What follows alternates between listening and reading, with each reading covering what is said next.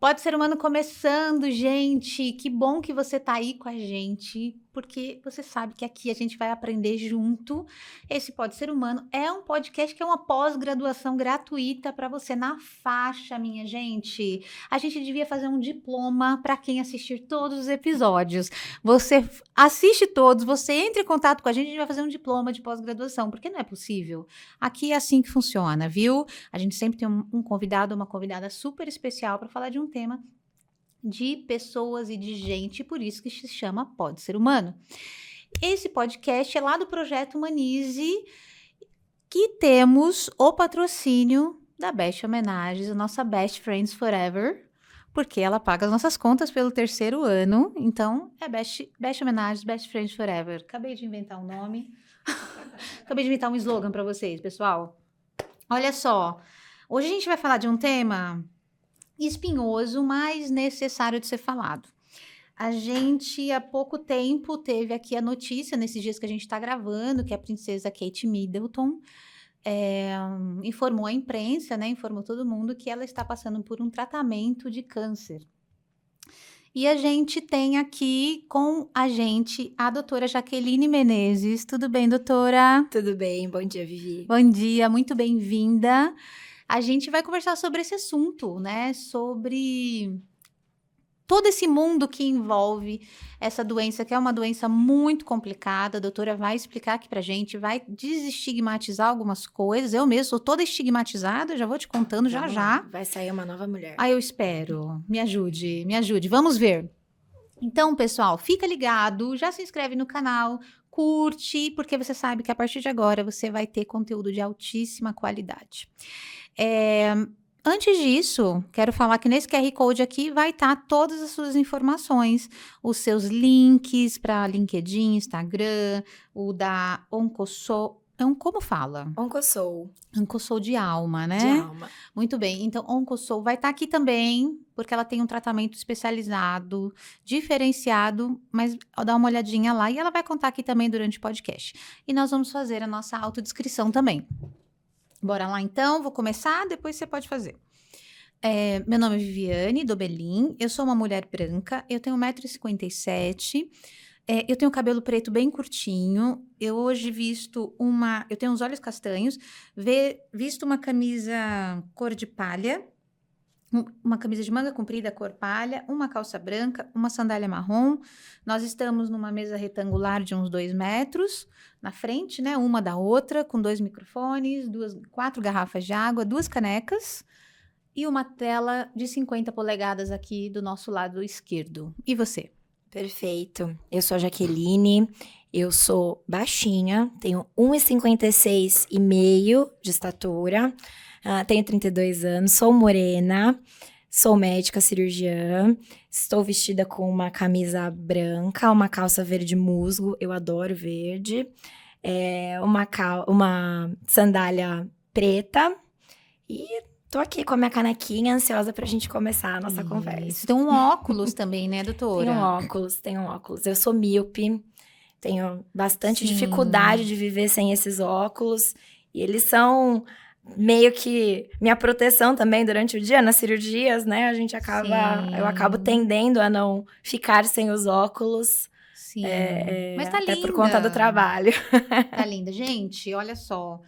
Eu comecei contando, né, que esse tema é um tema muito espinhoso para mim, muito difícil, e eu tenho muitos estigmas em relação a ele. Então, acho que, primeiro de tudo, essa conversa vai com certeza me ajudar, né? Porque você já falou, você vai sair daqui outra pessoa, ou seja, tem esperança, Viviane, né? E sem querer, eu vou contar para vocês a minha história. Eu não, quando eu ouço um diagnóstico desse, normalmente a minha esperança acaba. Essa é a minha sensação, até pelo histórico que eu vivi, depois eu conto, né, se tiver, se fizer sentido. Mas a minha esperança, quando alguém me conta isso, é do tipo, nossa, já era, acabou. Uhum. Então, é muito triste, eu tenho muita tristeza em relação a isso, me apego muito mais pelo lado da dor do que pelo lado do amor, como que eu poderia fazer melhor por aquela pessoa, eu sofro mais por aquela pessoa. E aí, doutor, o que acontece? Bom, é um mundo de coisas, não sei o que a gente vai conseguir englobar aqui, mas quando se tem um diagnóstico desse, né, igual a princesa, a gente também tá com uma pessoa, com a Fabiana Justus, que é filha do Roberto Justus Sim. também, né, que ela tá falando muito sobre o assunto, acho que é leucemia, o caso dela, e o pai dela acabou de sair de um tratamento também, né, ele teve um tratamento. Quero saber sobre a genética, né, nesse caso. E, bom, primeira coisa, a doutora, antes de tudo, gente, ela mesma falou, ela é cirurgiã oncológica, ela tem atuação mais no câncer ginecológico de pele e sarcomas. Eu nem sabia, sarcomas é das partes moles, li hoje. Isso. Na verdade, sarcomas são doenças do tecido conjuntivo. O que é tecido conjuntivo? É sangue, é músculo, é gordura, cartilagem, osso, né? A maioria dos tumores, eles são tumores que a gente chama de epiteliais, tá? Então, eles nascem na superfície, no epitélio, no tecido que recobre os órgãos, tá? Então, a pele é um epitélio, o colo do útero tem o seu epitélio, o intestino, o estômago, aquela camada, os órgãos ocos têm epitélio, né? Então, esses são os tumores mais comuns. Os sarcomas, eles não nascem do epitélio, eles nascem do tecido conjuntivo. Então, é uma proliferação, por exemplo, sabe aquela bolinha de gordura que todo mundo tem, o lipoma? Sim. É um tumor benigno de gordura. A versão maligna do tumor de gordura seria um liposarcoma. Mesma coisa. O tumor mais comum da mulher, um tumor benigno de útero, é o mioma. Na verdade, ele chama leiomioma. A versão maligna dele seria o leiomiosarcoma, tá? São lesões bastante raras. A gente pode discutir um pouquinho depois sobre isso. Sempre gostei muito do tema. Dediquei durante a minha residência a estudar sobre isso. Gosto bastante. Mas é basicamente isso, sarcomas. E eles podem nascer, inclusive, nos ossos, né? Osso também é tecido conjuntivo. Nossa, então, curioso. E, bom, você também é membro da Diretoria Nacional e Regional de São Paulo da Sociedade Brasileira de Cirurgia Oncológica e co-founder da Oncosoul, que é Educação, Consultoria e Tecnologia nessa área do câncer, né? Uma empresa que está nascendo ainda. A gente vai falar dela, se você me perguntar dela, eu vou te soltar alguns spoilers. Tá porque bom, a gente tá para lançar esse projeto. Vamos falar sobre isso. Agora, doutora, me assustou aqui, ó. Bom, pelo menos eu acho que foi eu não anotei aqui, na BBC. No Reino Unido, 1 em cada 2 pessoas desenvolve algum tipo de câncer durante a vida. Aí, aqui no Brasil, são esperados 704 mil casos novos de câncer para cada ano do triênio entre 23 e 25. E uma coisa que me deixou super assustada, com destaque para a região sul e sudeste. Mas não significa que no sul e sudeste tem mais. Significa que aqui a gente tem mais tecnologia, mais acesso à saúde para fazer mais diagnósticos. Então, essa é uma questão. Vamos começar do princípio. Você me falou, vamos lá. Que eu te joguei um monte de coisa aqui. Você me jogou e eu vou falar. Tá bom. Vamos lá. Primeiro, você me falou a sensação que você tem quando ouve que uma pessoa está com câncer é a mesma que praticamente todo paciente que senta na minha frente, senta na frente de qualquer oncologista, tá? Eu busco desmistificar isso, porque câncer é uma doença curável. Todo mundo fala, será que a gente vai descobrir a cura do câncer? A gente já descobriu a cura de muitos cânceres, tá? Inclusive, tem alguns que a gente consegue não só curar, como a gente consegue evitar antes que eles aconteçam. A gente fala um pouquinho disso quando falar sobre essa parte genética, hereditária, tá? Então, pra gente falar sobre câncer, vamos definir o que é câncer, tá? Câncer é uma doença genética, certo? Dizer que é genético não significa dizer que é herdado de pai para filho. Então, é genético por quê? Acontecem alterações, mutações no código genético da célula, certo? Imagina que a gente veio de um óvulo e um espermatozoide que se fecundaram e formou tudo isso que nós somos. Nosso cabelo cai, nossas células do sangue são produzidas o tempo todo, tem trilhões de células no nosso corpo se dividindo para que a gente viva e faça as nossas funções. Por algum motivo, que pode ser principalmente, então já vou desmistificar uma coisa, 90% dos casos de câncer, eles são adquiridos, eles não são herdados de pais para filho, 85 a 90%, tá? Como é que a gente adquire? Estilo de vida. Então, eu posso ter uma tendência já minha, enfim, pode acontecer que uma dessas células se divida errado. Na verdade, pode acontecer, não, acontece. O tempo todo tem células agora no nosso corpo se dividindo errado. Só que a gente tem mecanismos para conter isso. Então, o organismo tem nosso sistema imune, o nosso organismo tem uma série de modos para evitar que isso aconteça. Só que, se durante a minha vida eu coloco a minha célula em contato com substâncias ou, né, que estimulam essa proliferação anormal, então, por isso que a gente tem os dados fatores de risco para câncer. Quais são eles? Quais? Tabagismo é o clássico, tá? E fumar não causa só câncer de pulmão. Todo mundo acha que o cigarro só causa câncer de pulmão. Não. A fumaça, né, as substâncias contidas no cigarro, elas estimulam aí a carcinogênese, então a gênese, a formação do câncer é o que a gente chama de carcinogênese. Tem uma série de mecanismos, tá? Ou por hiperestimulação de um gene que leva ao câncer, ou pela mutação, pela inativação de um gene que suprime o câncer, tá? Então eu posso tanto estimular a proliferação normal da célula, quanto eu posso ter algum problema em algum protetor meu, seja imune, seja algum gene que, quando vê que a minha célula tá se dividindo errada, age ali, tá? Então, na carcinogênese, a gente tem o tabagismo como um fator de risco que estimula álcool, a própria obesidade. Por que obesidade? Porque muitos tumores, eles têm correlação até com a parte hormonal. Por exemplo, em mulheres, câncer de endométrio, até o próprio câncer coloretal, né, que é o câncer de intestino. Existe uma associação com a obesidade, porque o paciente obeso, ele é cronicamente inflamado, certo? Então, imagina que o corpo cronicamente inflamado, ele tá mais propício à ação, a divisões erradas, digamos assim. E no caso da mulher com câncer de endométrio, existe uma alta hormonal. Então, o nosso hormônio feminino, que é o estrogênio, produzido naturalmente, mulheres mais obesas, elas têm mais circulação, mais produção de estrogênio, um estrogênio-like, que a gente fala, não é bem o mesmo estrogênio que é produzido pelo ovário, em circulação no corpo. Então, isso também estimula a proliferação de células, como células da mama, células do endométrio. Então, falei de tabagismo, falei de obesidade, falei de álcool.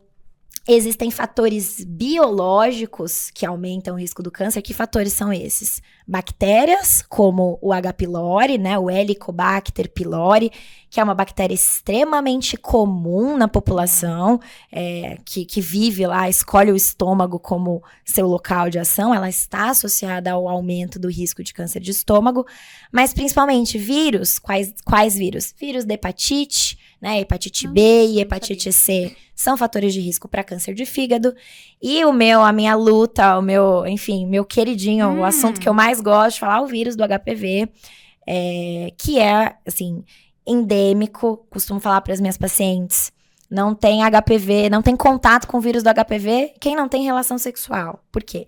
80% da população teve ou terá contato com o vírus, ou mesmo vai desenvolver alguma infecção que, na verdade, pode ser latente, pode passar totalmente não perceptível aos nossos olhos e ao nosso corpo, e é isso aí, tá?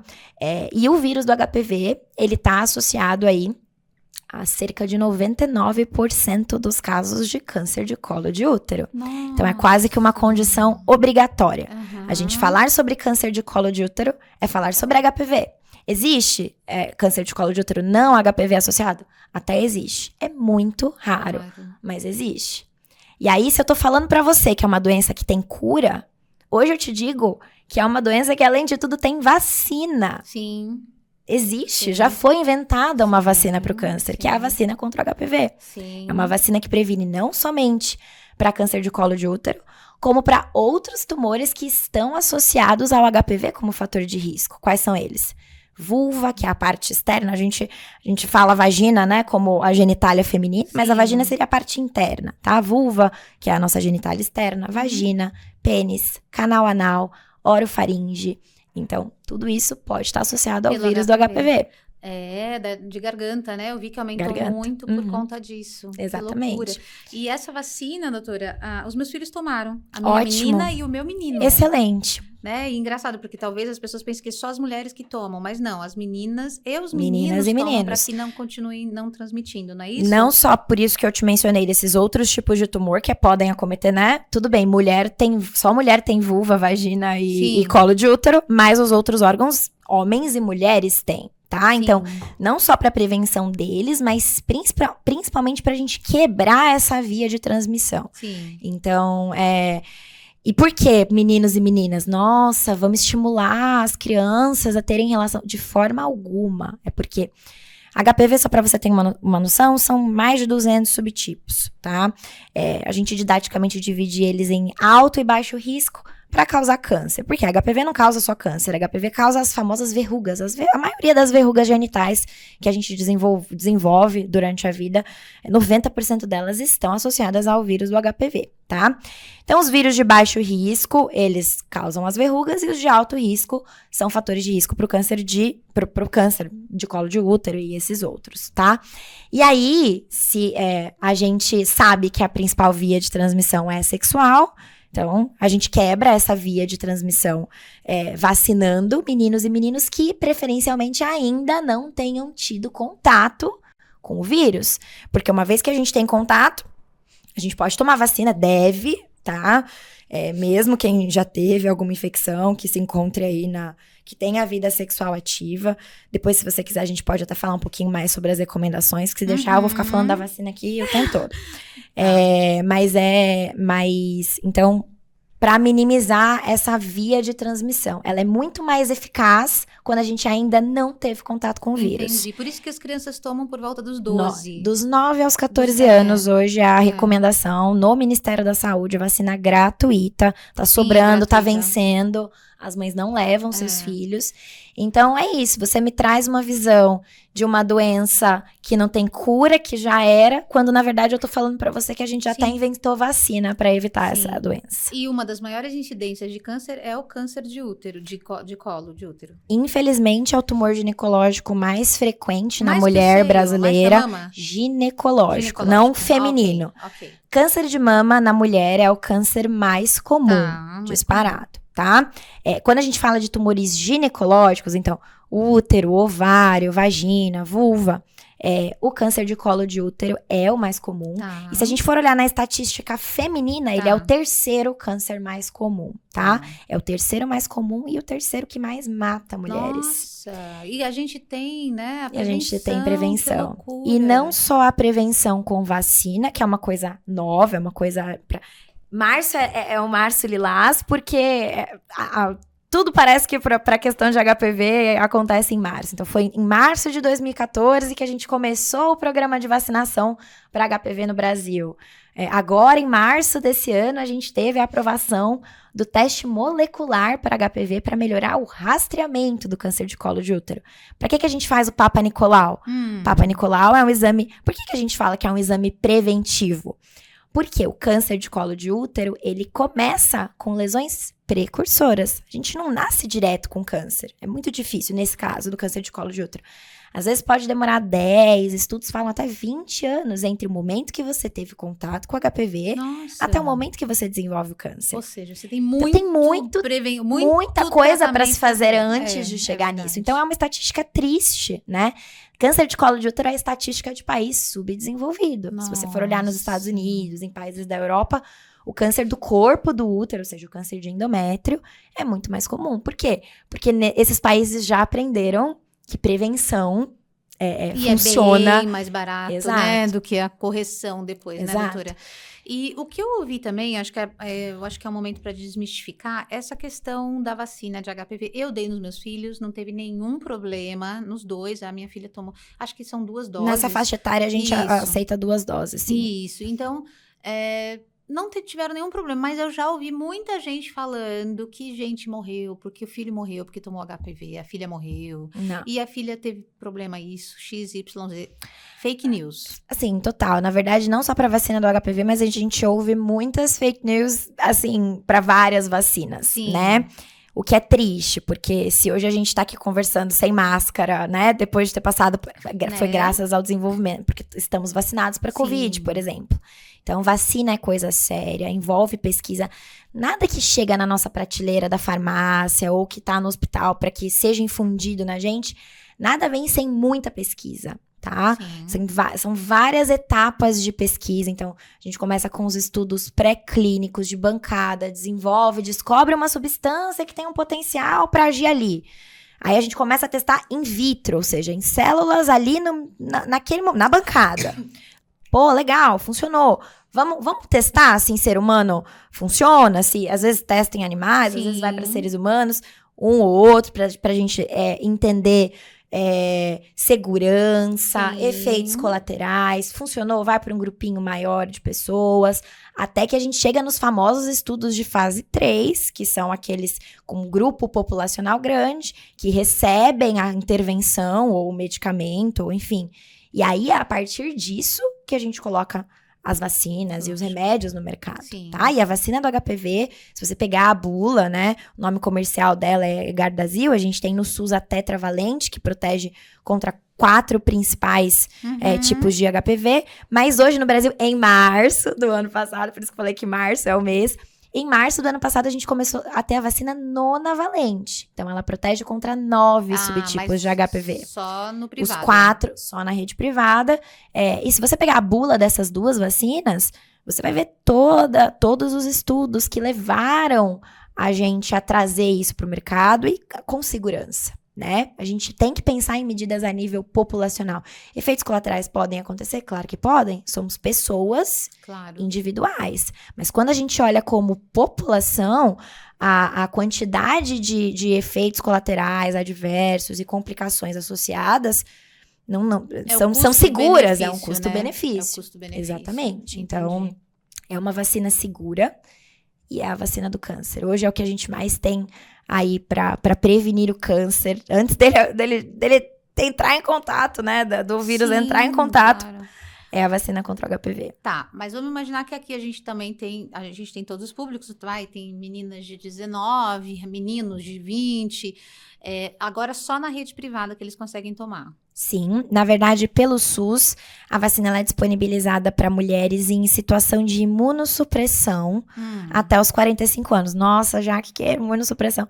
A nossa imunidade mais baixa. Então, por exemplo, mulheres em situação de HIV/AIDS, mulheres com doenças autoimunes, transplantadas, ou que tenham tido... por exemplo, estão em tratamento com quimioterapia, a gente consegue, tá? Se a gente for olhar a recomendação de bula da vacina, ela é dos 9 aos 45 anos. Por quê? Porque esses estudos todos que eu falei, eles foram feitos na população, nessa faixa etária. Mas hoje a gente sabe que existe benefício mesmo em mulheres acima dessa idade de se vacinarem. Obviamente, desde que elas tenham vida sexual ativa, porque esse é o fator principal para se adquirir o vírus, tá? Então, eu vacino. Tenho pacientes minhas que eu oriento vacinar aos 50 anos. Foi casada, divorciou. Sim. Vamos lá, vamos vacinar, tá? Vamos repetir, doutora, então, acho que você falou 80% vai ter contato com o vírus. Sim. 80% das mulheres vão Não, da população mundial. Da população mundial. Homens, mulheres. É muito comum. É a infecção sexualmente transmissível mais comum. E a gente precisa desestigmatizar. Total. A gente precisa tirar essa questão de pega HPV quem é promíscuo, pega HPV quem tem múltiplos parceiros, pega HPV quem não usa camisinha. Lógico, preservativo previne, diminui, mas não zera o risco. Por quê? É contato direto. Tem áreas que não são cobertas pelo preservativo, que entram em contato durante a relação sexual. Então, até o preservativo, não é por isso que não vão usar, pelo contrário, temos que usar, tá? Para prevenir uma série de outras coisas, inclusive diminuir o risco do contato pelo HPV, do contágio pelo HPV. Mas, então assim, mulheres, às vezes com...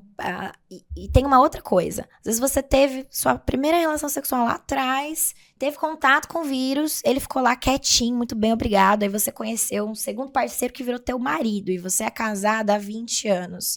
E aí você descobre que tá com HPV, e aí você fala, fui traída. Que B.O. Aí tem que Não, necessariamente. Aí não. tem que... Então a gente precisa desmistificar. Isso é uma coisa que eu converso muito com as pacientes em consultório, porque isso às vezes destrói vidas, né? As pessoas ficam... doutora, E as pessoas não querem falar sobre isso, porque... E não, a gente não consegue identificar a idade do vírus também. Não então é tem como separação, é divórcio. Não tem como... Não, né? Aí, cara, não deve ser, né? Então, assim, porque às vezes o vírus fica ali, inativo. É o que você falou, mas às vezes muitos anos nossa inativo. Imunidade, por algum motivo, eu tô passando por algum problema, né? Eu, particularmente, eu acredito muito, eu não só acredito, existem evidências do quanto estados de estresse, o nosso psicológico afeta o nosso corpo como um todo. Sim. Então, em momentos de mais vulnerabilidade ou de alguma, né, que a nossa imunidade cai, se a gente não pratica atividade física, se a gente não dorme bem, né? Tudo isso afeta a nossa imunidade. E aí são nesses momentos que o vírus que a gente se ativa e começa, né? Mas apesar de eu te falar que 80% da população teve ou terá contato com o vírus, é uma grande minoria que desenvolve lesão por ele. Por quê? Porque a gente tem um sistema imune que funciona, que combate, sim, tá? Sim. Então... Mas a gente nem devia contar essa parte, porque senão as pessoas... então o meu sistema vai combater. Não. Vai ficar de boa. Hoje, inclusive, se eu não me engano, vai sair um programa do Caco Barcelos falando do aumento, só que infelizmente não assisti ainda, não aconteceu, o aumento de doenças sexualmente transmissíveis e AIDS. Na população 60 a mais. 60 a mais e 15 a 20 e poucos. Então, essas duas pontas, 60 a mais, acha, não vou engravidar. Não vai engravidar, mas vai pegar a doença. Então, diz que aumentou muito nessa faixa e também muito nessa faixa aqui de 15 a 20 e poucos anos. Sim. Deve passar hoje. Você sabe que a gente falou dos 60 a mais, eu lembrei, faltou eu te dar a informação principal, o principal fator de risco para câncer. Se você imagina qual seja, o principal, mais que tabagismo, mais que... Mais que todos? Nossa. É a idade. Nossa. É a idade. Envelhecer. Imagina que quanto mais tempo passa, imagina as nossas células estão se dividindo loucamente durante todo... Quanto mais tempo passa, a nossa senescência favorece a esses erros durante a divisão. Então, por que a gente tá vendo muito mais câncer? Porque as pessoas estão vivendo mais, tá? Então, por exemplo, câncer de próstata, que é o câncer mais comum do homem. Se 100% dos homens chegassem aos 100 anos de idade, 100% teriam câncer de próstata. De tanta correlação que existe com a idade. Então, hoje é muito comum. 3 semanas atrás, eu operei uma paciente de 93 anos com um tumor de vulva. E, nossa, doutora, 90, deixa quietinha, mulher. Como assim eu vou deixar... Assim, ó, vive totalmente ativa, independente, dirige, mora sozinha aos 93 anos de idade. Só toma um remédio, para não dizer que não toma nenhum remédio para tireoide. Mas aqui, curiosidade, ela tem a vida sexualmente ativa? Dela foi um melanoma, na verdade. Foi eu já fiquei curiosa. Outra coisa. Pra gente chamar ela aqui, inclusive, pra ela contar pra gente como é que, né? Pois é. Como é que dá pra se manter ativo aí. Pra te justificar a questão da longevidade, então, do quanto... a população está envelhecendo e a gente vai encontrar mais câncer nessa população. Que são doenças também da velhice. Exato. A gente, por ser mulher, nascemos com 2 cromossomos X. A gente já tem 14% de risco de desenvolver câncer de mama. Por quê? Porque somos mulheres. Eles têm 1%. O homem também pode ter câncer de mama. Então, só por sermos mulheres, temos risco. Então... Basicamente... É 1 em 4, doutora? O percentual ainda é esse? 1 em 4 mulheres que vai ter câncer de mama? Geralmente, sim. Tem várias maneiras da gente falar dessa estatística, tá? Mas, como uma regra geral, 1 em cada 4 mulheres. Hoje, a gente vê que o câncer de mama tem atingido mulheres em idades cada vez mais precoces. E aí, é o que eu te falei.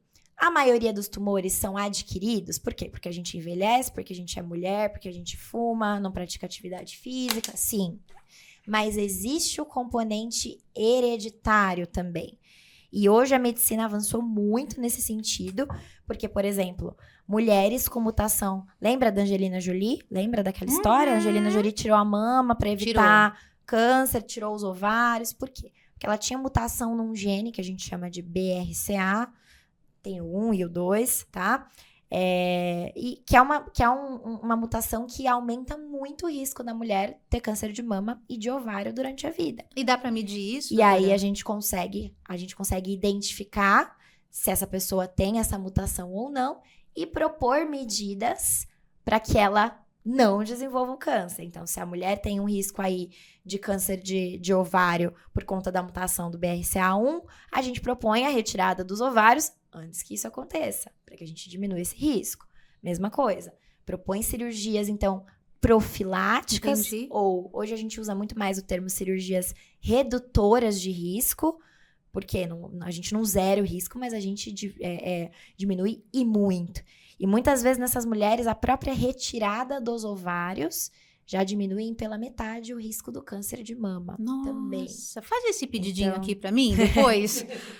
Por que eu não faço? Não vai fazer. Por que eu não faço? Porque a gente testa mulheres doentes. Então, a gente começa pelo caso índice. Então, você, aos 38 anos, chega pra mim com um câncer de mama ou aí sim eu vou falar, não é... Não, pode acontecer? Até pode, mas eu vou querer provar. Não é possível. Você não envelheceu o suficiente, você não ficou exposta à sua vida o tempo suficiente para você desenvolver o câncer. Então, a gente, principalmente em mulheres jovens, na faixa etária mais jovem, a gente pensa que possa ter um defeitinho ali, né, que acompanha as nossas células. E aí, a gente testa a paciente com o câncer. E se essa paciente apresenta mutação, a gente sabe que existe um risco de 50% de transmissão de pai para filho, enfim. E aí, a gente testa os parentes de primeiro grau, tá? Mas não é porque você teve que seus filhos vão ter. Eles têm um risco de 50%. Aí, a gente vai ter que descobrir, veio do seu pai ou veio da sua mãe?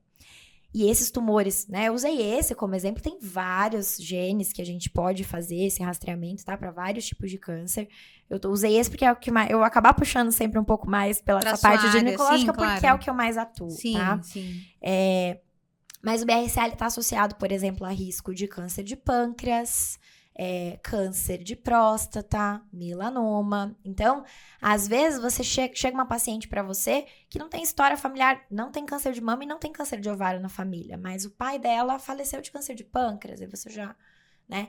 E hoje, a medicina avançou tanto que saber se essas pacientes têm essas mutações, tanto carregando, né, no corpo delas, né, herdado do pai e da mãe, quantas vezes essas mutações, por acaso, surgindo na célula do tumor, tá? A gente consegue, nós desenvolvemos medicações específicas para essa população. Então, se hoje, eu falei do colo de útero, falei de prevenção, vamos falar de um tumor que todo mundo tem muito medo, câncer de ovário. Câncer de ovário, 10 anos atrás... Que ele é silencioso, doutora. Super silencioso, não existem métodos ainda de rastreamento. Ultrassom transvaginal que você faz não todo pega ano. Nada. Não necessariamente pega. A gente faz sem recomendação em guideline. Por quê? Porque falha. Já existem mulheres que 6 meses atrás fizeram ultrassom e não pegou nada e... Não existe. Assim, mama existe, né? A gente consegue detectar a mama com mamografia. Ovário é uma doença silenciosa. E é uma doença que 70% dos casos a gente diagnostica já em estágios avançados, justamente porque é uma doença silenciosa.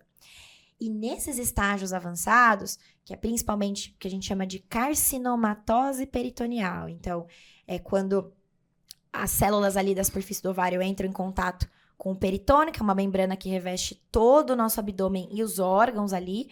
Essas células se disseminam e aspas, você já deve ter ouvido, nossa, fulana tava com a barriga toda tomada.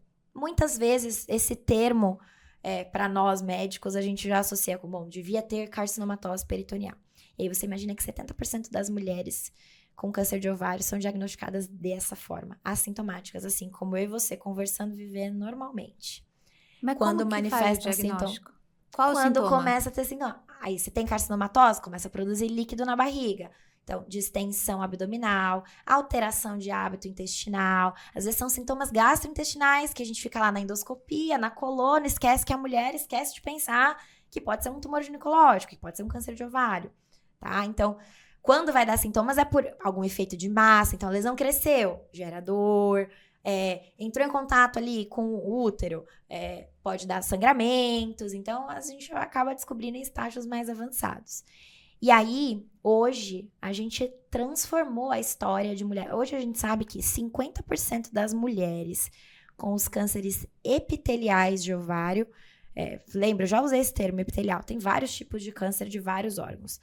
Se epitelial é o que reveste, você fez bem. Então, imagina que o epitelial de ovário é o que reveste a superfície do ovário. Isso. Eu tenho tumores que podem nascer no epitélio do ovário, quanto tumores que podem nascer no estroma, no cordão sexual, enfim. Mas os tumores epiteliais de ovário, 50% deles tem algum tipo de mutação genética ali, seja hereditária ou somática, ou seja, que a gente desenvolveu durante a vida. Dessas aí, cerca de 20% tem mutação no gene do BRCA. E a gente já desenvolveu drogas, a indústria já desenvolveu drogas, a medicina chegou no ponto em que mulheres em estágio avançado de carcinomatose que operaram e que usam essa medicação estão vivas, sem evidência de nenhuma doença. Porque eu tô falando de doença avançada, tô falando de um diagnóstico num cenário de doença avançada. Quando a gente identifica a mutação do gene BRCA, por exemplo, a gente tem medicação que hoje a gente começou a falar em cura para essas pacientes. Por quê? Eu tenho uma terapia que age especificamente para mulheres com esse tipo de mutação. Nossa, entendi. Então, a medicina, ela tá avançando muito. Hoje, tumores, a gente tá cronificando o câncer. Câncer a gente cura. Muitas vezes a gente não cura. Mas os pacientes estão aprendendo a conviver com o câncer. Eu já peguei paciente metastático há 10 anos, há 15 anos, por exemplo, câncer de próstata. Então, assim, eu tô te falando tudo isso, desde a vacina, desde drogas para doenças como câncer de ovário em estágio avançado, em pessoas convivendo em cenários metastáticos, ou seja, que é quando o tumor se espalha, né? Por quê? Porque não é uma sentença de morte. Não é, tá? E principalmente quanto mais cedo a gente descobre, maiores são as nossas chances de cura. Mas não é porque em estágios mais avançados essas chances não existem. Elas são menores. Quanto mais avançado, mais difícil. Mas a gente precisa desmistificar isso. E se a gente sabe que pessoas diagnosticadas mais cedo têm mais chances de sobreviver, de se curarem, então a gente precisa incentivar a população a perder o medo e fazer seus exames de rastreamento. Para a gente tentar detectar. O ideal o exame de rastreamento, ele já detecta quando tá lá. Eu quero que não aconteça. Sim. Então, o ideal é a gente ter hábitos saudáveis, né? Tudo isso então, que a gente conversou. A prevenção primária são os nossos hábitos de vida, né? Sim. Então, são não fumar, praticar atividade física, controlar a obesidade, dormir bem, descansar. Todas essas coisas.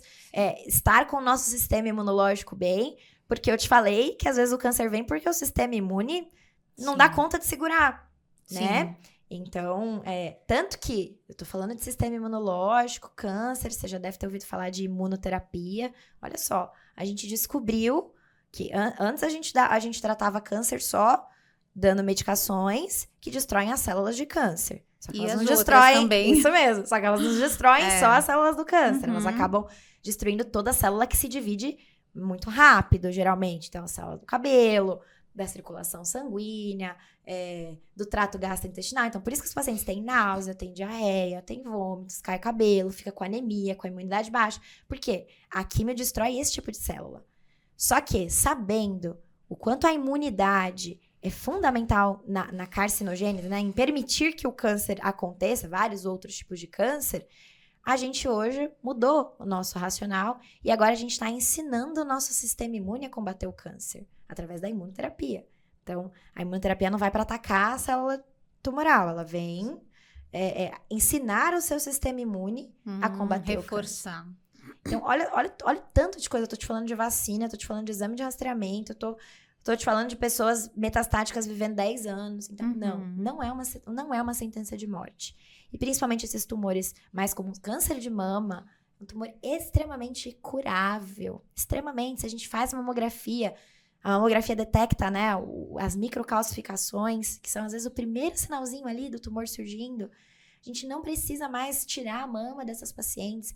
Hoje, na oncologia, eu sou cirurgiã oncológica, eu gosto do que eu faço, gosto de cirurgias grandes, mas hoje a gente tá sendo cada vez mais conservador. Então, se no passado a gente tirava a mama, esvaziava a axila, isso não é mais a regra, isso hoje é exceção.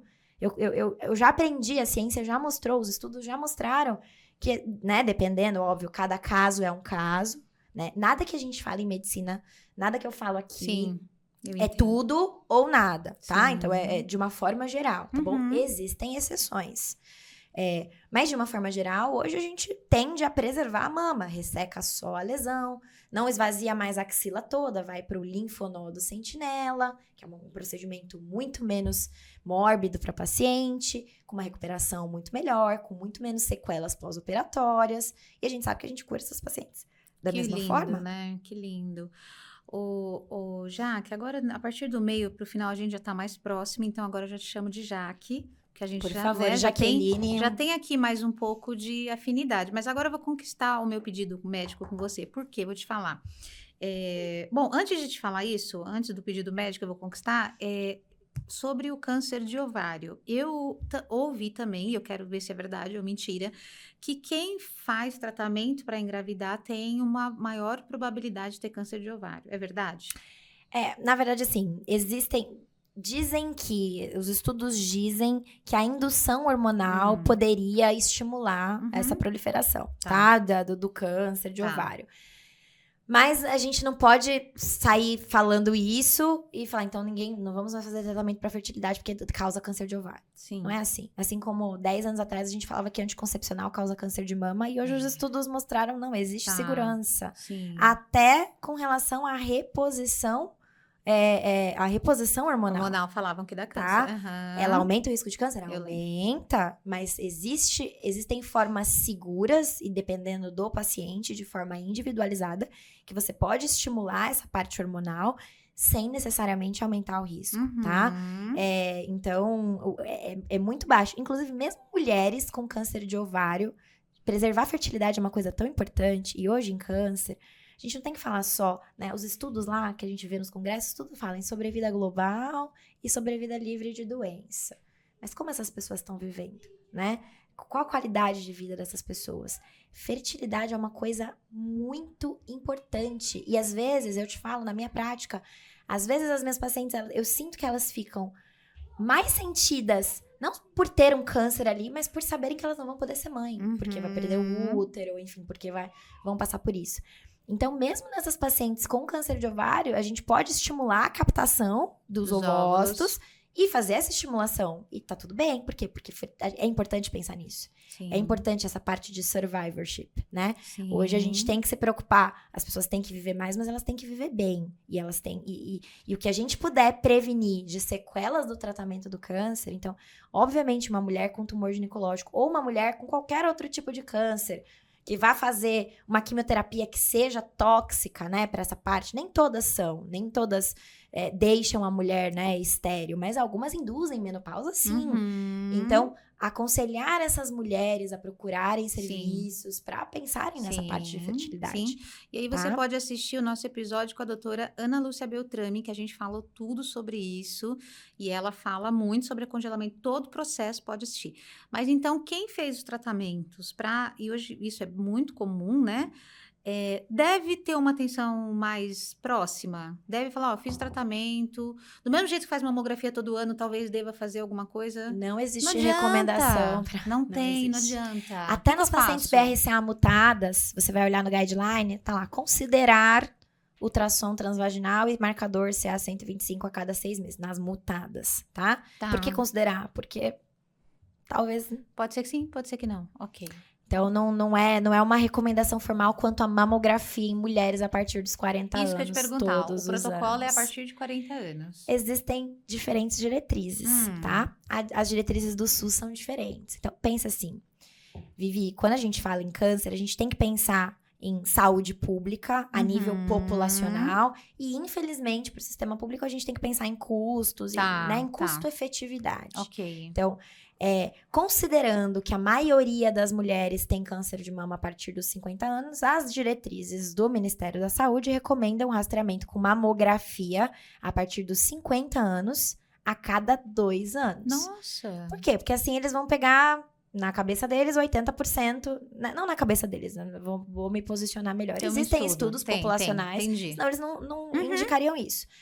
Mas a gente tem visto mulheres cada vez mais jovens com câncer de mama. Então, a recomendação das principais sociedades, por exemplo, a Sociedade Brasileira de Mastologia, é mamografia não bianual, mas sim anual, ou seja, todos os anos, a partir dos 40 anos, em pessoas como nós, que não somos pacientes de risco. Tá? Então, por exemplo, uma paciente BRCA mutada, ela vai fazer um rastreamento diferente. Ela vai começar a mamografia antes. A gente vai até associar a ressonância magnética para fazer o rastreamento dessa paciente. Então, falando a nível populacional geral, população não de alto risco, eu, você, o rastreamento começa a partir dos 40 anos, tá?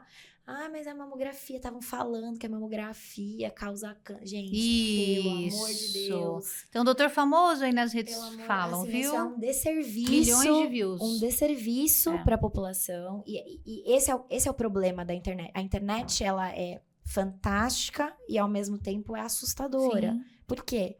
Porque qualquer um pode sair falando qualquer coisa para qualquer pessoa, sem qualquer filtro. E escrever aqui na legenda, ó, doutor, tá? Professor, doutor, formado em Harvard. Ih, minha filha, vai então, que vai. Assim, e é a mesma coisa até para estudo. Às vezes a gente vê muito, né? Mas tem estudo que mostrou... Estudo a gente acha para tudo na literatura, que a gente quiser defender o nosso ponto de vista. Então, a gente precisa ver as coisas com crítica, né? Então, qual é o nível... qual é a qualidade desse estudo, qual é a metodologia desse estudo, qual é o nível de evidência na base de pirâmide de evidência, né? Que a gente tem lá as meta-análises, os estudos de fase 3 lá em cima, que são o que realmente muda a nossa prática clínica, ou ter um estudo que é um relato de caso isolado. É legal relatar, lógico, a gente faz relatos, né, de casos, mas qual é o nível de evidência de um relato perante um estudo populacional? Então, assim, a gente precisa ter muito cuidado com essas informações que a gente vê na internet. Tentar buscar meios sérios. Hoje existem várias... Por exemplo, existe o Grupo Brasileiro de Tumores Ginecológicos. Tem o site deles para que as pessoas possam entrar e pegarem informações confiáveis.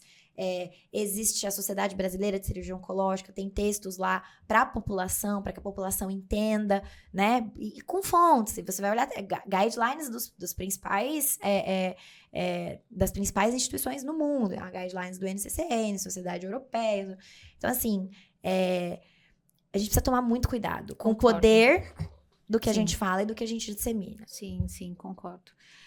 Doutora, eu vou te contar uma história, então, que eu acho que faz todo sentido aqui, até para dentro do assunto que eu quero ir agora. Eu tenho uma história lá em casa, né? E onde o meu pai, ele começou a sentir algumas coisas, tal, uma fraqueza, tal, e aí a gente levou ele para o hospital, levou para o médico. Ele trabalhava em um hospital, inclusive. E aí, quando veio o diagnóstico, né? Era um diagnóstico onde tinha o câncer no peritônio, né? Assim como você descreveu.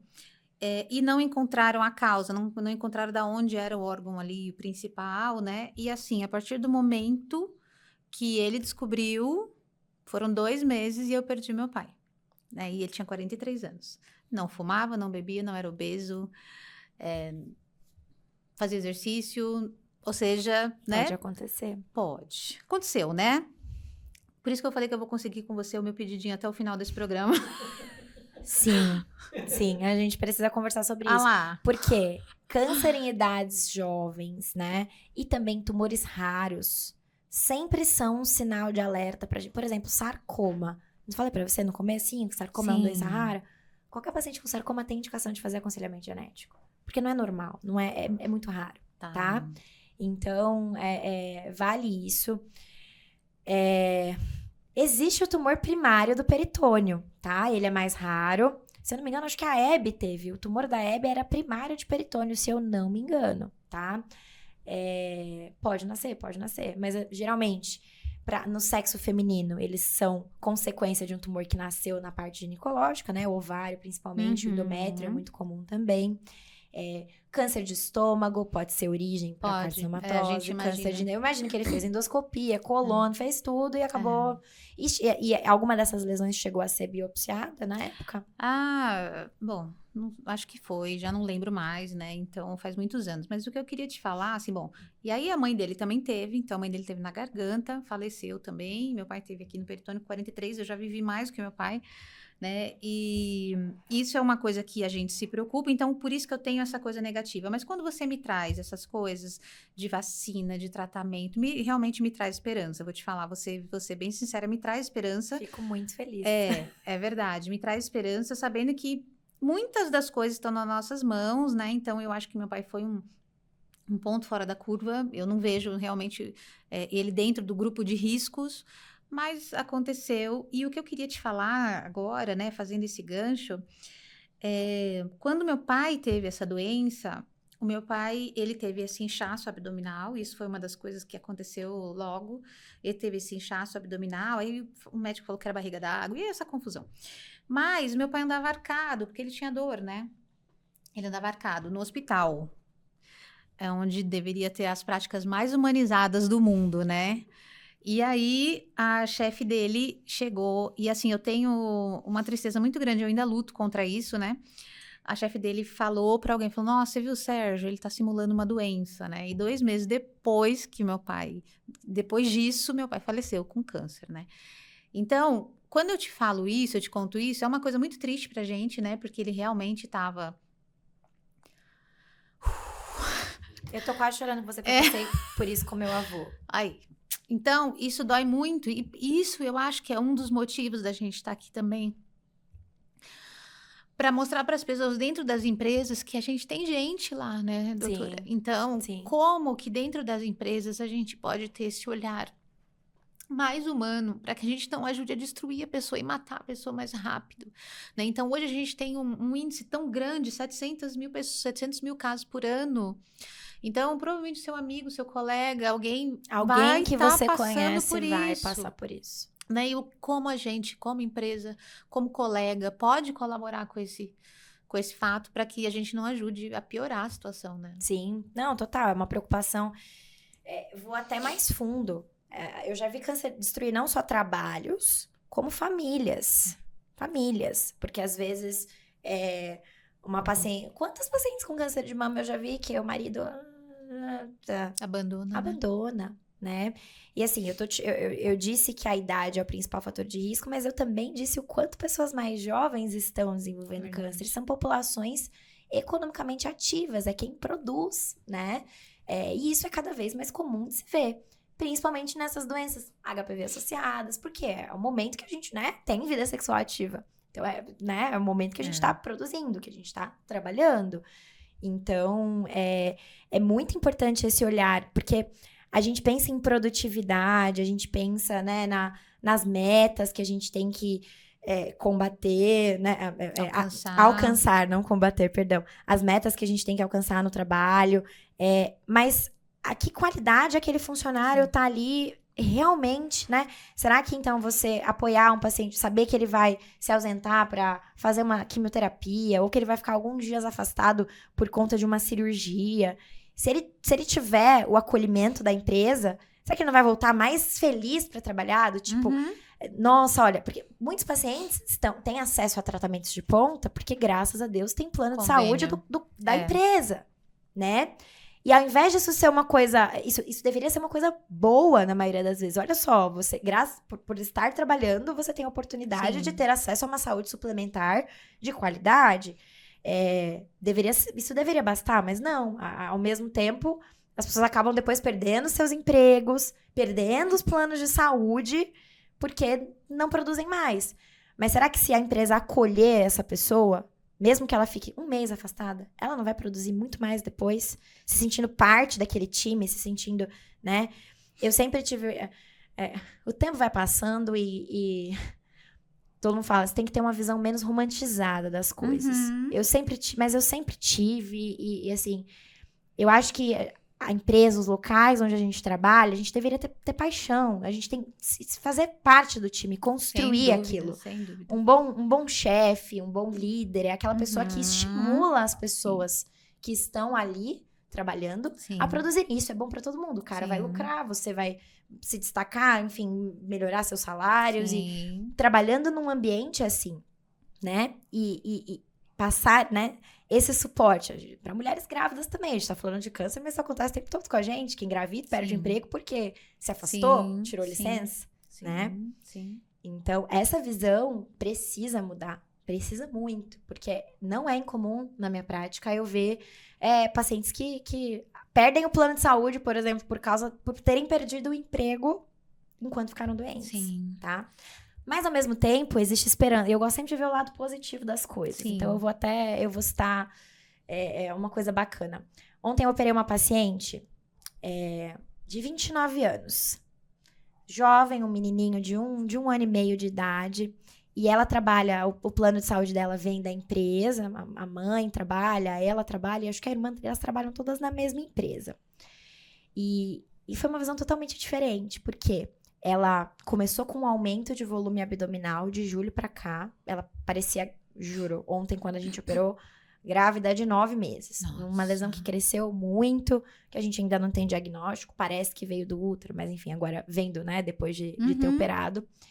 E uma coisa que ela me falou foi, doutora, quanto tempo eu vou precisar ficar afastada depois e tudo mais? A gente foi preparado pra fazer uma cirurgia grande, com alguns dias de internação, com uma recuperação aí que vai em torno de pelo menos uns 30 dias em repouso, porque é um corte grande na barriga, você não pode forçar pra não dar hérnia, enfim, tem que ficar sem dirigir.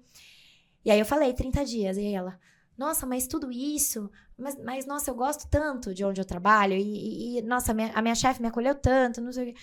Será que eu não posso trabalhar de home office? Em casa? Se eu ficar em casa, né? Falei, claro que pode, se você não vai fazer esforço. Então, assim, graças a Deus, deu tudo bem na cirurgia. Hoje ela tá internada, eu estava vendo ela antes de vir pra cá, inclusive. E indo pra casa, semana que vem, ela pode produzir da casa dela. Sim. Né? A pandemia ensinou a gente a trabalhar de casa. Sim. Então, vamos adaptar as realidades, né? Enfim, e ela foi totalmente acolhida pela empresa onde ela trabalha. Sim. E essa empresa que deu o plano de saúde para ela poder, enfim, ter um suporte bom, né? O que eu vejo também, né, doutora, até ela se afastou e, de acordo com o comportamento dessa empresa com ela, os outros profissionais que ficam também observam. E se sentem motivados a estarem ali. Né? Ou não. Então, eu acho que isso é uma das coisas hoje, quando a gente fala muito de... o que é diferencial hoje são as mentes das pessoas. Não é máquina, não é nada disso, não é tecnologia, são as mentes. Até porque AI veio aí e a gente vai mostrar que mesmo assim as coisas não vão seguir no piloto automático, porque... Exatamente.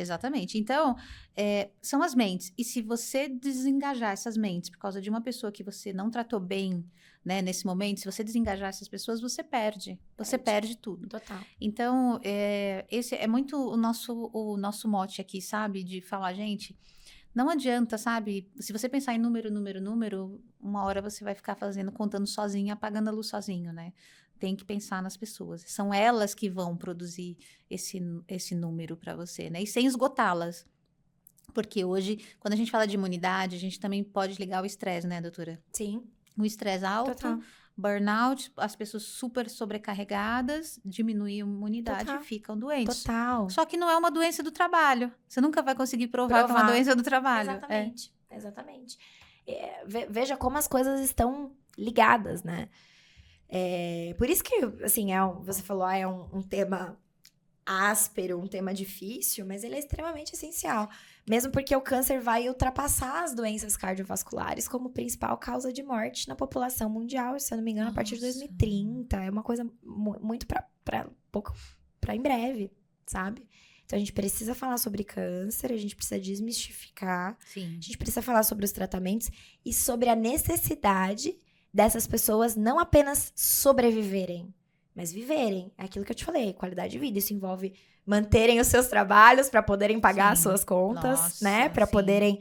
Imagina só, imagina o impacto que um pai de família, provedor, às vezes, né? Isso ainda é comum. Sim, eu sei. Um provedor da casa que não pode trabalhar, sei lá. Eu até penso, a gente como médico, na maioria das vezes, né, eu pelo menos, eu atuo como PJ, né? Então assim, se você não trabalha, você não ganha. Como é que você vai pagar suas coisas? Se eu ficar, eu vivo pensando, gente, se eu ficar doente, se acontecer alguma coisa, eu não vou pagar minhas contas, não vou, entendeu? Então, tudo isso impacta, né? E às vezes, perder o emprego impacta no psicológico daquele paciente que já está com uma visão negativa. Por que eu tô passando por isso? Porque as pessoas sempre se questionam, né? Doutora, mas por que comigo? Mas por que... Enfim, aí a gente acaba entrando num tópico religioso / espiritual, que particularmente me encanta também, porque eu acho que tudo tá conectado, mas enfim. Eu tô aqui como médica, né? Principalmente, não como a Jaque. Mas realmente a gente tem que pensar em todos esses fatores. Principalmente nessa questão. O que eu vejo? Minhas pacientes que têm mais suporte familiar, que tem ali, que tem com quem contar, que você vê a família presente, vão melhor. E encaram a vida de uma maneira diferente também. Tem esperança, sabe? Todo o seu contexto diz muito sobre o seu tratamento. Sim. E não é só o seu contexto familiar, mas o seu contexto profissional. Então, imagina, você perdeu o emprego, tá endividado, aí pronto, descobriu um câncer. Fala, pá, acabou. Eu vou me entregar, eu quero morrer. Porque eu não tenho... Sim. Entendeu? Então, as empresas, elas têm um papel astronômico, eu diria. Eu concordo. Vamos aproveitar e vamos colocar A gente tem repórter. Nós somos um podcast muito... Isso. Pode Ser Humano é um podcast muito chique. A gente tem uma verba gigante. Então, a gente investe em tudo que a gente acha que a gente tem que fazer. Então, a gente fez agora as nossas reportagens, né, Fábio? O Fábio vai colocar pra gente aqui, porque a gente foi pras ruas e perguntou sobre esse tema dentro do ambiente de trabalho. Vamos lá, vamos ver. Quem vem primeiro? Fernando, se você descobrisse que um membro da família ou um colega de trabalho fosse diagnosticado com câncer, você saberia como dar apoio emocional e prático para essa pessoa? Olha, eu acredito que sim. Há alguns anos atrás eu tive a experiência da minha esposa, né, ter passado por um câncer no endométrio e percebi e vi o quanto é difícil passar por essa situação. Tipo, a maioria das pessoas acho que não tem noção de como que é. Realmente é muito complicado, é muito difícil para a pessoa que está passando por essa situação e quem está passando com ela acaba sentindo muito isso. Mas hoje eu diria que sim. Hoje eu diria que sim, que as pessoas têm que ser realmente mais sensíveis com a pessoa que está passando por isso. E entender realmente o que realmente ela está passando ali naquele momento, que não é fácil e que, querendo ou não, graças a Deus, acaba sendo um pouco até passageiro para as pessoas que conseguem passar por isso e estão vivas para contar essa história. Então, hoje eu acredito que sim, eu conseguiria ajudar essas pessoas. Como é que a gente pode ajudar, apoiar como colega de trabalho? Um colega que está passando por isso, ou a família que está passando por isso? Bom, primeiro, tem algumas coisas... Não tentar... A questão do cabelo. É a primeira coisa que me vem. Ai, olha, cabelo cresce, tá? Nossa. Não pensa nisso, não. Ou vai dar tudo certo. Assim, às vezes, a gente não falar sobre, mas esperar que a pessoa... Porque o paciente, às vezes ele não quer falar nem pra família dele. Ele não quer conversar sobre aquilo. E tá tudo bem. E às vezes ele precisa de um tempo pra processar aquilo. Uhum. Então, dê solidariedade, não falando especificamente sobre a doença, mas apoiando a pessoa no trabalho. Então, assim, você precisa que eu cubra alguma coisa enquanto você vai? Você quer que eu pegue seus filhos na escola? Você vai? Olha, eu tô aqui porque você precisar. A gente não precisa falar sobre isso, mas se você precisar que eu fique com seu filho enquanto você vai fazer algum tipo de tratamento, vai visitar essa pessoa no hospital se você for próxima dela. A gente, quando fica doente, não sei se você já ficou doente, já ficou internado, a gente fica muito feliz quando as pessoas vão visitar a gente. Acho que e você não precisa falar nada, é você tá ali. A pessoa sentir que você tá ali, sabe? Mas pensando na parte... Então, evitem frases como, cabelo cresce...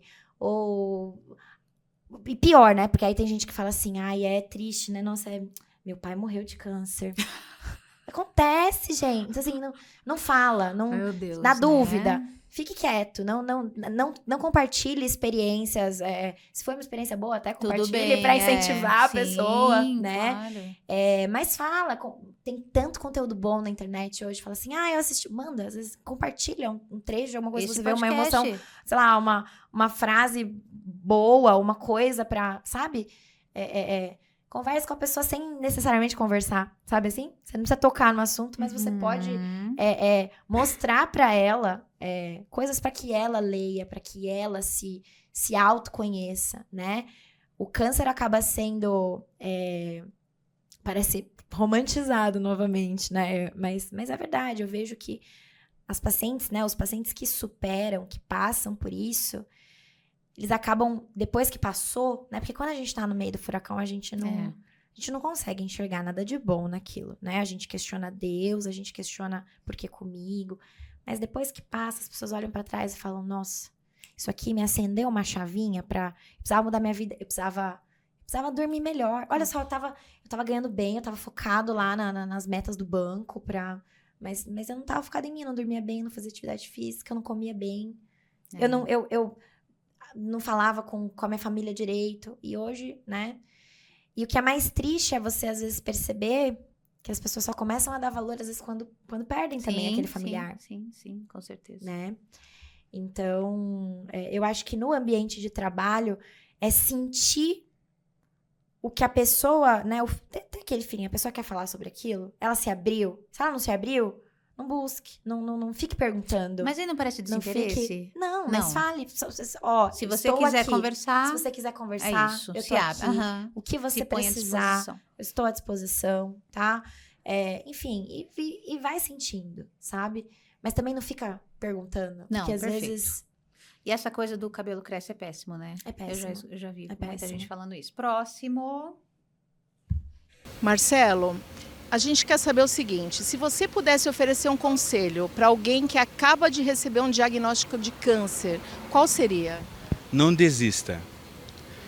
Tive casos na família, eu sei que é muito difícil, tem um processo que é bem complicado, que são as quimioterapias, mas eu diria para não desistir, ter fé, lute. Eu sei que é difícil, mas a ideia é não desistir, tá? Eu falaria isso. Eu concordo 100% com ele. Mas só pra deixar claro, nem sempre vai ter a quimioterapia. Tá. Às vezes é só a cirurgia, Sim. Às vezes é a cirurgia com a quimio, às vezes a rádio.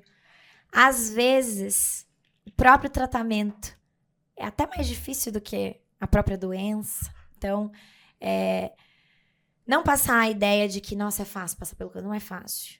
Não é fácil, né? O paciente, ele se entrega, né? Como cirurgião, né? O paciente se entrega pra você ali, vai pra uma anestesia pra que você, né? É nobre isso. Mas às vezes ele, por mais que ele não queira desistir, que ele queira se curar, às vezes ele não sabe pelo que ele vai passar, pelas dores, enfim, complicações possíveis. Então vai ter momentos que ele vai querer desistir. E tá tudo bem. Tá tudo bem ter raiva, tá tudo bem querer desistir em algum momento. Mas, de novo, sempre tendo um suporte, alguém que esteja ali que não deixe ele desistir. Mas vai ser normal ele ter esse tipo de sentimento. Porque só ele tá passando por aquilo. Graças a Deus eu nunca passei por isso. Peço a Deus para que eu, enfim, não passe, mas eu passo junto com os meus pacientes. Querendo ou não, a gente vê, não tem como a gente não criar vínculo, não tem como a gente... Não é o paciente, né? A família é nosso paciente, todo mundo, vem todo mundo junto. Sim. E é normal querer desistir. Então, esse conselho a gente tem que incentivar as pessoas a não quererem desistir, mas respeitar o momento que elas vão querer. E deixá-las respirarem. E talvez não ficar pensando só lá no momento da cura. Não, eu vou me curar. Às vezes, o sucesso é receber a alta. Uhum. Às vezes, o sucesso é, olha só, hoje eu não tive mais efeito colateral. E comemorar esses pequenos hoje, exato. Olha, os pequenos sucessos, eles devem ser comemorados, tá? E é até um aprendizado pra gente, porque quando a gente convive com esses pacientes que o sucesso de ter tirado a sonda... Você imagina? Você gosta de comer? Eu adoro comer. Nossa, eu adoro comer. Eu gosto de fazer xixi. Você já parou pra pensar como é gostoso sentar no vaso fazer um xixi? É bom. Agora, imagina o cara lá internado, tá com a sonda. né? Às vezes pra Sim. a sonda na urina, tá com uma sondinha no nariz que incomoda, e ele quer comer, e não pode comer. E às vezes o sucesso é ter tirado a sonda, Sim. é voltar a comer, É verdade. é voltar a fazer xixi. Tem pacientes que não podem, vão ficar com estômago, né? Vão fazer, né? Vão evacuar pela barriga, ou vão fazer xixi na bolsinha. Então, isso ensina até a gente a valorizar as coisas que a gente nem para prestar atenção na nossa vida. Sim, eu concordo. Sabe? Isso é uma das bases da felicidade, inclusive, né?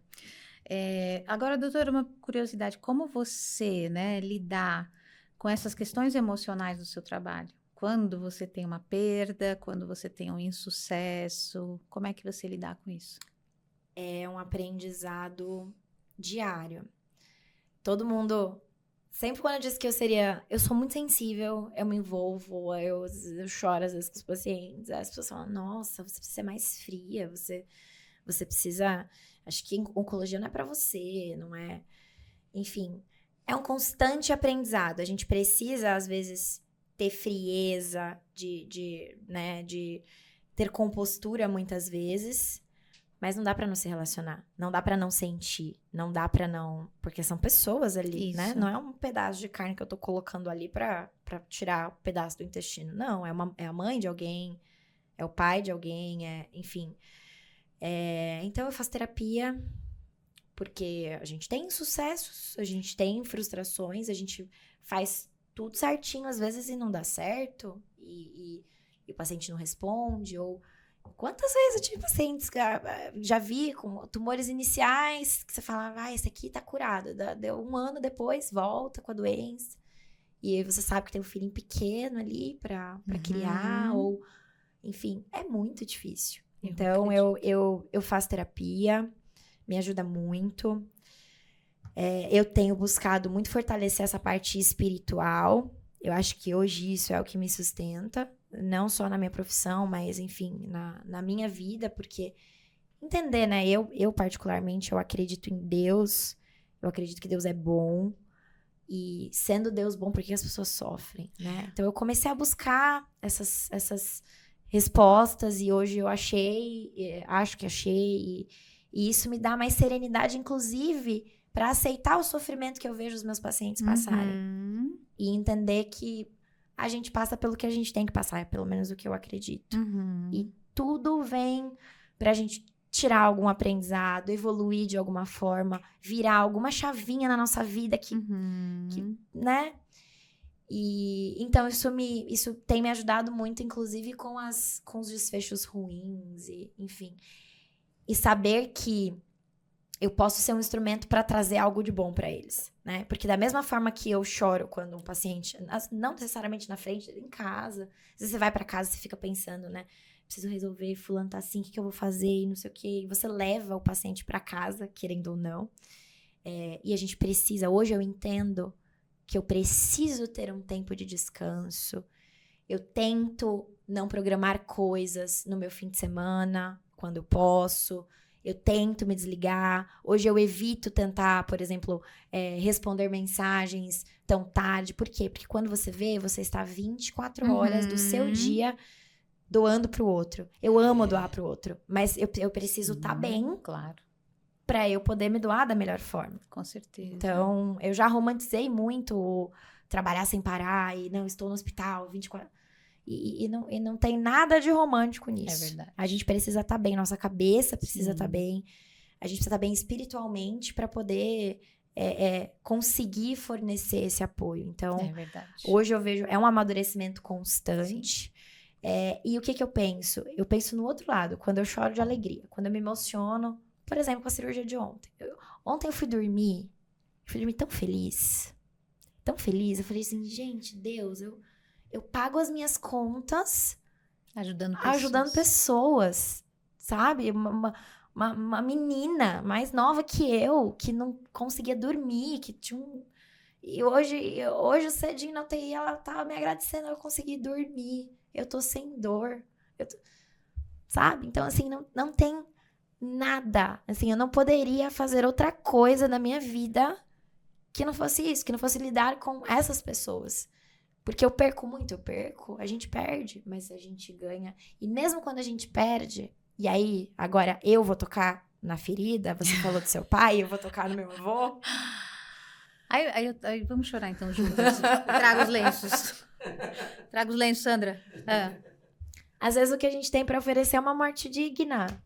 É uma morte... Olha que bizarro eu vou falar. Uma morte boa, mas é verdade. Uma morte sem sofrimento, uma morte...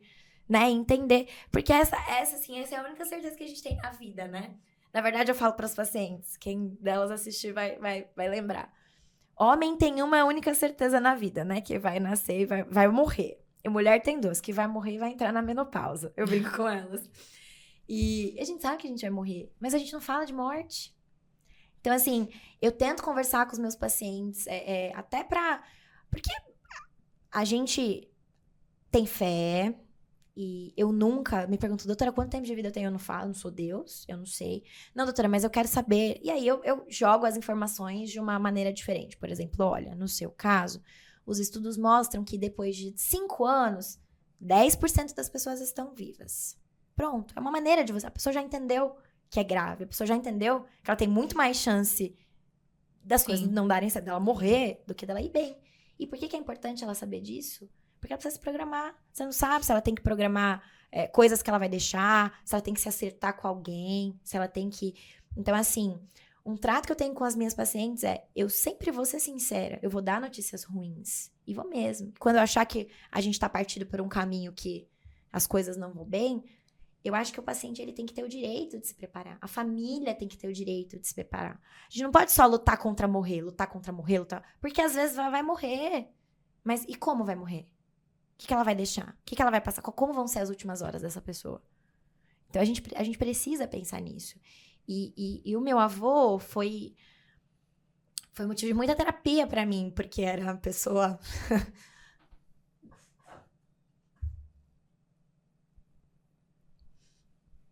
Acho que é das mais importantes da minha vida. E eu, no momento de... Estava me formando, me dedicando pra ser uma boa oncologista, uma boa cirurgiã oncológica, eu só trabalhava, estava no hospital de domingo a domingo. E o meu avô foi aumentando o volume abdominal dele. E eu não tava lá pra ver. Por muito tempo eu caguei, eu falei, gente, eu trabalho com isso, meu avô... E a gente descobriu ele num estágio de carcinomatose peritoneal avançadíssimo. A tomo dele era só tumor. Num momento que nem deu tempo, eu nem sei de onde foi o tumor dele. E se você perdeu seu pai em 2 meses, eu perdi meu avô em 1 semana. Do momento que ele internou e que ele desencarnou. Então, assim, não é fácil, né? E uma coisa que eu senti muita falta foi de pessoas preparadas para o momento da morte do meu avô. De pessoas que, né, que... Meu avô agonizou um pouquinho antes. Então, se a gente melhorar esse momento, a gente faz muito por uma família quando a gente dá esse tipo de conforto. E a oncologia, às vezes, é isso. Então, eu já tive pacientes que faleceram, mas que faleceram de uma forma que eu pude falar, meu Deus, graças a Deus, eu pude evitar a distanásia, eu pude fazer essa pessoa morrer com dignidade, isso é importante. E aí, às vezes as pessoas olham para mim, você é cirurgião, não tem que falar disso, se for encaminhar um paciente para cuidado paliativo, logo quando ele diagnostica, vão achar que você é doido, e não é, e deveria ser qualquer doença crônica, potencialmente fatal, que seja daqui 1 ano, seja daqui 5, seja daqui 10, você tem uma doença que é um câncer, que pode, mesmo, né? Até mesmo nos estágios iniciais, a gente cura mais que 90%, mas tem aqueles pacientes em estágios iniciais que não estão vivos depois de 5 anos. Então, a gente precisa preparar essas pessoas para isso. E aí, eu tenho lidado muito melhor desde o momento que eu entendi isso, que não é só sobreviver, é sobreviver bem, e quando não puder sobreviver, é morrer bem. Isso é muito importante. E eu tô no momento da minha vida, eu comecei, né, faz 1 ano que eu tô no mundo, terminei, finalmente, depois de 12 anos, terminei minha formação, enfim. Não que a gente pare de estudar, a gente estuda o tempo todo, mas agora que eu tô começando a construir o meu caminho e tem muita coisa pra eu fazer, mas eu não tiro da minha cabeça. Em algum momento eu vou me especializar, fazer alguma coisa, ter mais contato com cuidados paliativos, a gente precisa desmistificar isso também, porque a minha paciente que hoje eu opero e que eu, com a minha cirurgia, fiz ela viver talvez 8 anos a mais, daqui a 8 anos, talvez esse tumor volte e talvez ela morra por conta disso. E aí ela precisa ter tido essa consciência, ter planejado, a família tem que estar pronta para isso. É isso. É isso. Então, mas é isso que a OncoSoul tá fazendo, Jaque? Na verdade, não. Então me conta. A OncoSoul está nascendo, está finalmente saindo do papel. Espero que muito em breve a gente já comece a trazer esses serviços, mas assim, eu fiz a minha formação num centro muito bom para câncer, o primeiro mundo, tá? Então eu aprendi a dar tudo do bom e do melhor, aprendi a ver o paciente que tem acesso a tudo do bom e do melhor ali. Que é Só que, infelizmente... 3% da população. Só que, infelizmente, a gente cai no mundo real. Infelizmente, não. Felizmente. Porque talvez eu teria... Se eu não tivesse saído de lá, talvez eu teria uma visão totalmente, né, destoada do que é a realidade. Uhum. E, na realidade, a gente vê que as pessoas, elas demoram pra ter diagnóstico, elas demoram pra uma série de coisas. Hoje, tratar câncer não é a doutora Jaque no consultório dela, nas 4 paredes do consultório dela, não. Câncer é uma doença multidisciplinar. O paciente, ele vai passar com a Jaque vai falar da cirurgia, enfim, porque é o que eu faço, vai falar de tudo isso. Mas ele precisa estar bem nutrido, ele precisa de um nutricionista, ele precisa estar com a cabeça boa, precisa de um atendimento psicológico, ele precisa estar bem preparado. Ele vai passar por uma cirurgia é igual uma maratona, você tem que se preparar. Às vezes você precisa de suplementação nutricional, você precisa de fisioterapia, você precisa de uma série de coisas que não envolvem só internar e fazer a cirurgia. E eu via, né, nesse centro que tudo funcionava muito bem e de forma muito ágil, inclusive. Então, o paciente passava na consulta com a gente e aí, na seguida, ele passava com uma enfermeira navegadora que estava ali e falava, bom, doutora Jaque pediu eletro, raio-x, eu vou te ajudar a marcar esses exames aqui para ser mais rápido. Ah, o senhor é de fora de São Paulo? Peraí, deixa eu ver se eu consigo encaixar hoje... Ou, já tô deixando suas consultas marcadas com a Jaque daqui a tanto tempo, você vai passar com o doutor fulano. Então, existe uma pessoa orquestrando esse cuidado. E isso funciona muito bem em centros de referência. Só que não é todo mundo tá em centro de referência. Então, a OncoSoul nasceu dessa ideia de tentar trazer esse cuidado multidisciplinar, a navegação oncológica no contexto extra-hospitalar. Como um hub, como um hub de saúde que conecta o paciente e o médico dele às coisas que ele precisa. E aí, enfim, puxando pro... Eu, inclusive, acho que quando esse episódio for ao ar, talvez a gente já tenha começado, inclusive. Vamos ver. Legal. Mas... Eu já vi que já tem página. Exato, já tem. exato. E aí, na nossa página, dá para entender um pouco o que é a navegação. Porque o que a gente acredita? Porque chama consultoria, educação. Porque o que eu acredito, e eu faço muito isso com os meus pacientes, você tem que entender o que você tem para você conseguir enfrentar. Porque não é incomum um paciente chegar e... eu fiz a cirurgia aqui, tirou o ovário? Não sei. Disseram que eu tinha que operar e depois que eu tinha que fazer químio. Mas por que você tinha que operar e por que você tinha que fazer químio? O paciente precisa entender o que tá acontecendo. Ele precisa, né, informação. Pra gente, informação é o primordial. A gente quer empoderar os pacientes. Então, a gente criou um e-book para que o paciente leia e entenda um pouquinho em termos o que é a químio, o que é a imuno, que seja uma fonte confiável de informação. Isso é fácil achar na internet, mas enfim, mais uma fonte confiável de informação. Entenda o que é a navegação oncológica, entenda que ele vai precisar de vários profissionais durante a jornada dele, e não só do oncologista dele, do cirurgião dele.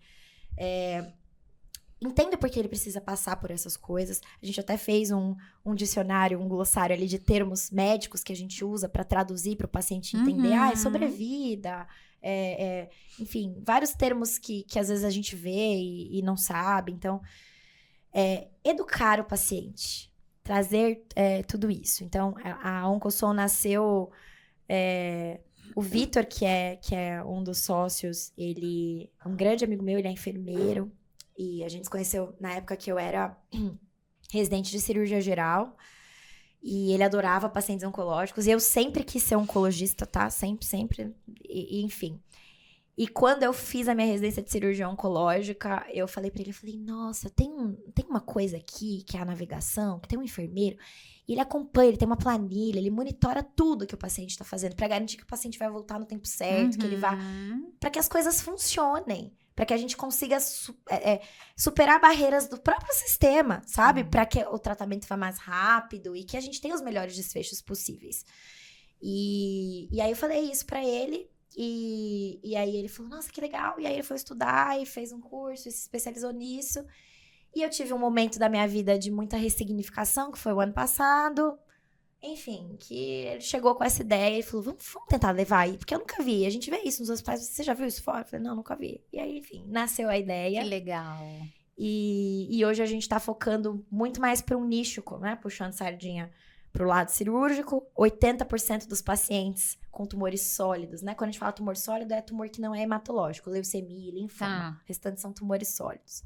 80% desses pacientes vão precisar de cirurgia em algum momento do tratamento, seja para dar o diagnóstico, seja para curar, ou tentar curar, ou mesmo cirurgias paliativas para aliviar sintomas e tudo mais. Então, a gente tá focando aí a empresa para fornecer todo esse suporte multidisciplinar perioperatório que o paciente precisa. Basicamente é isso. Muito Não legal. posso soltar mais informações. Vocês vão ter que entrar no site. Isso mesmo. Faça um call to action, né? Aqui tá. Então, vamos pôr o QR Code aqui de novo da doutora. E vamos entrar lá no site, conhecer. Eu fiquei curiosa, eu vi essa coisa da navegação, mas agora você explicou, entendi melhor. É realmente, né, transitar porque é um mundo, né? É um mundo novo quando acontece, né, esse diagnóstico, é um mundo novo que se abre e que aí você tem um suporte Multidisciplinar para tanto lidar. administrativo quanto de profissionais, né? De te conectar. Não é só, vou te dar um nutricionista. Não, é você entender, você precisa de um nutricionista. Às vezes você, né? Ou você precisa desse tipo de apoio. Você vira somar o tratamento. Então, a ideia é que o médico daquele paciente que atue fora, né? Então, que não está necessariamente num grande centro, que faz a sua medicina de consultório e queira um time mesmo por trás para, né? Para agregar naquele cuidado, para trazer... Porque a gente fala trazer um extra, mas não é um extra. O multidisciplinar é essencial. Essencial. Então, Entendi. E cada paciente é único. A gente tem as diretrizes, a gente tem, né? A gente sabe mais ou menos metade da receita de bolo que a gente vai seguir mais ou menos de acordo com determinado tipo de tumor, mas cada um tem sua individualidade, tem seu perfil, tem, enfim, suas restrições, limitações e desejos. Então, durante o tratamento do câncer, tudo isso tem que ser levado em conta, né? Não é só operar, curar e ficou sem emprego, ficou sem família, né? E tá fazendo terapia, aí tá com doenças deprimido. mentais, exatamente. Que loucura, né? Nossa, e aí? E aí, gente? Curtiram o nosso programa? Curtiu, Jaque? Eu curti muito, se deixar, vou falando. Eu sou apaixonada pelo tema, pelo que eu faço. Sim. Tô muito honrada de estar aqui. Espero que eu tenha conseguido passar uma mensagem mais otimista. A mensagem... O que eu quero que as pessoas saiam daqui, né? Primeiro, com uma visão otimista, sim. Porque existe muito otimismo. A ciência tá aí, a ciência não para. A todo tempo a gente tá se atualizando. Coisas de quando eu me formei na residência, condutas já mudaram, medicações novas já chegaram. E o tempo todo isso acontece. Então, tem muita coisa para acontecer.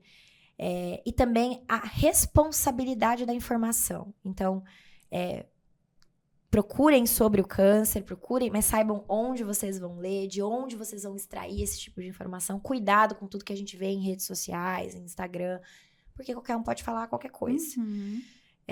Basicamente é isso. Então, eu tô muito, muito...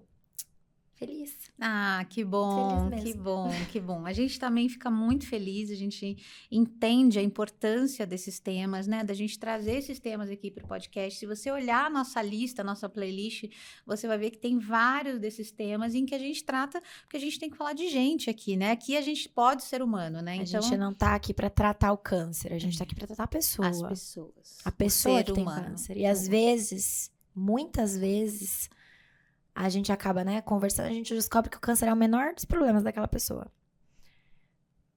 Então... a gente pode fazer um outro capítulo. Vamos, voltarei. Só convidar, vai ser um prazer. Gente, Jaque, muito obrigada pela sua presença. Gente, muito obrigada por estar aí. Se você tá aí, compartilha, se inscreve no canal, que super ajuda a gente. Quando você aperta o joinha, vai para outras pessoas, sugere para outras pessoas. Então, você vai estar ajudando a levar conteúdo de segurança, conteúdo de verdade, para conteúdo ótimo, maravilhoso, excelente para outras pessoas, com base científica, né, com estudos, tudo direitinho, e não só a modinha do Instagram. Então, aproveite e encaminhe aí para seus colegas, para seus amigos, e a gente se vê no próximo Pode Ser Humano. Um grande beijo e até a próxima. Tchau, tchau.